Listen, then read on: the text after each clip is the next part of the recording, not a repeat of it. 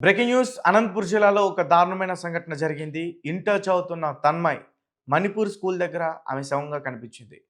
వాళ్ళ parents complaint ఇచ్చారు. మంగళవారం 2వ తారీఖు మా అమ్మాయి కనిపించట్లేదు. నైట్ టైమ్ సడన్‌గా ఇంట్లో నుంచి వెళ్ళిపోయిందంటూ కూడా చెప్పారు. పోలీసులు కేసు నమోదు చేసుకున్నారు. అలాగే వాళ్ళ పేరెంట్స్ ఏం చెప్తున్నారంటే, మేము ఆ రోజు పోలీసులకి ఇన్ఫార్మ్ చేసాం. దాని తర్వాత రోజు అంటే 3వ తారీఖు బుధవారం. ఆ రోజు కూడా పోలీసులకి ఫిర్యాదు చేసాం. మాకు ఒక వ్యక్తి పైన అనుమానం ఉంది. తన నంబర్ కూడా ఇచ్చాము. పోలీసులు ట్రేస్ చేస్తా ఉన్నారు. కానీ పోలీసులు ఈ కేసుని అంతగా పట్టించుకోలేదు. వారి నిర్లక్ష్యం వల్లే ఈరోజు మా అమ్మాయి మాకు దక్కకుండా చనిపోయిందంటూ కూడా చెప్తున్నారు. నిజానికి ఆ మణిపాల్ స్కూల్ దగ్గర అమ్మాయి చాలా దారుణంగా చంపేశారు. బియర్ బాటిల్‌తో తలపైన కొట్టారు. రాళ్ళతో కొట్టారు. ఆమె బాడీని ఎవరికీ కనిపించకుండా పూర్తిగా దహనం చేయడానికి ప్రయత్నించారు. సక శరీర భాగం కాలి ఆ అమ్మాయి యొక్క మృతదేహం కనిపించింది. అయితే పోలీసులు కేసు నమోదు చేసుకొని మళ్ళీ ఇన్వెస్టిగేషన్ స్టార్ట్ చేస్తా ఉన్నారు. ఎందుకంటే ఇప్పటికే ముగ్గురితో పరిచయాలు ఉన్నాయంటూ కూడా చెప్తున్నారు ఆ అమ్మాయికి. అందులో నరేష్ అనే ఒక వ్యక్తి ఇప్పటికే పోలీసులు నరేష్ అనే ఒక వ్యక్తిని అదుపులోకి తీసుకున్నారు. తన నుంచి పూర్తి విషయాలన్నీ కూడా బయటికి రాబట్టే ప్రయత్నం చేస్తున్నారు. అయితే ఆహ్, థర్డ్ డేట్ ఎప్పుడైతే అమ్మాయి వెళ్ళిపోయిందో అదే రోజు నైట్ 9 గంటల సమయానికి ఒక బైక్ మీద వెళ్తున్నట్లుగా కూడా గుర్తించారు. అయితే లక్ష్మీపతి ఫాదర్ ఎవరైతే తన్మయి ఫాదర్ ఉన్నారో లక్ష్మీపతి తనేమంటున్నారంటే, పోలీసుల నిర్లక్ష్యం వల్లే మా అమ్మాయి చనిపోయింది. మాకు దక్కకుండా పోయిందని చెప్పేసి అంటున్నారు. ఎందుకంటే మేము 2వ తారీఖు కంప్లెయింట్ ఇచ్చాం. దాదాపు వారం రోజులవుతుంది. ఇప్పటివరకు కూడా వాళ్ళు ఏది సరిగ్గా మాకు చెప్పలేదు. ఆచూకీ ఎక్కడ ఏంటి అనేది కూడా చెప్పలేదు. అసలు ట్రేస్ చేస్తున్నారా లేనదే విషయం కూడా మాకు చెప్పలేదు. కాబట్టి పోలీసుల వల్లే మా అమ్మాయి చనిపోయిందంటూ కూడా వాళ్ళు చెప్పే ప్రయత్నం చేశారు. ఒకసారి పూర్తి విషయాలన్నీ కూడా నేను చెప్పే ప్రయత్నం చేస్తాను. అసలు ఆ అమ్మాయి ఎందుకు వెళ్ళిపోయింది? ఆ అమ్మాయిని ఎవరు చంపేశారు ఏంటి అనేది. అనంతపురం నగరంలో దారుణం చోటు చేసుకుంది. అనుమానాస్పద స్థితిలో ఇంటర్ విద్యార్థిని చనిపోయింది. కాలిన గాయాలతో మృతి చెందిన విద్యార్థి మృతదేహాన్ని గుర్తించిన స్థానిక పోలీసులకు సమాచారం ఇచ్చారు. రూరల్ పరిధిలోని మణిపాల్ స్కూల్ సమక్షంలో ఘటన చోటు చేసుకుంది. 4-5 రోజుల కిందట కూతురు కనిపించడం లేదని 1 టౌన్ పోలీస్ స్టేషన్లో తల్లిదండ్రులు ఫిర్యాదు చేశారు. నేడు విగతజీవిగా కూతురు మృతదేహాన్ని చూసినట్లు తల్లిదండ్రులు బోరున విలపిస్తారు.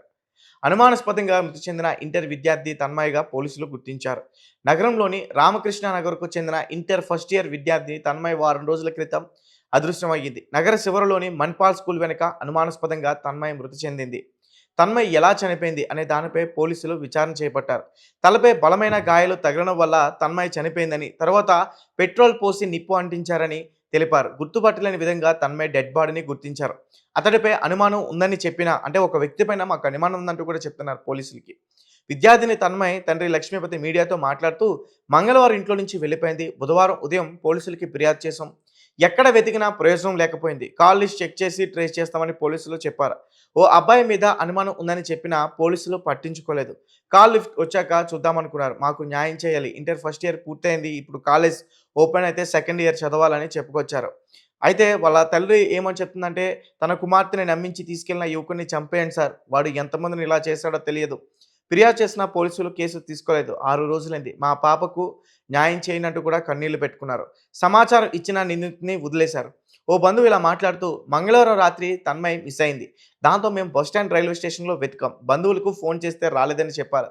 బుధవారం రోజు 1 టౌన్ పోలీసులకు ఫిర్యాదు చేస్తే కేసు నమోదు చేశారు. కొన్ని నెంబర్లు ఇస్తే నరేష్ అనే ఒకరిని పిలిపించారు.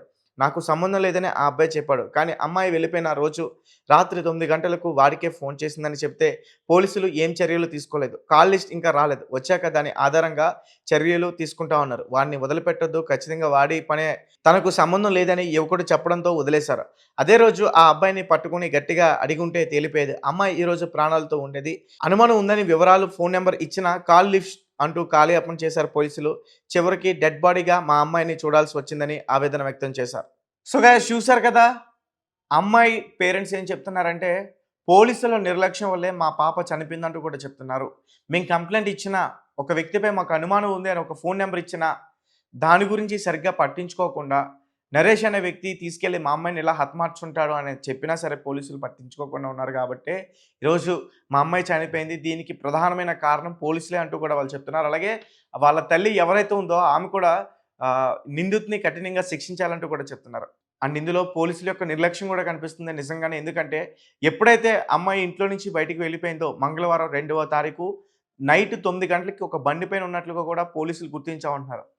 ఆ బైక్ నెంబర్ ట్రేస్ చేసి లేదంటే ఇచ్చిన ఫోన్ నెంబర్ ట్రేస్ చేసి నిజానికి వాళ్ళని పట్టుకునే ప్రయత్నం చేస్తే ఈరోజు ఆ అమ్మాయి బతికుండేది. సో మీరేమంటారు అనే విషయాన్ని మాకు కామెంట్ రూపంలో తెలియపరచండి. ఇందులో అయితే ఖచ్చితంగా పోలీసుల యొక్క నిర్లక్ష్యం ఉంది.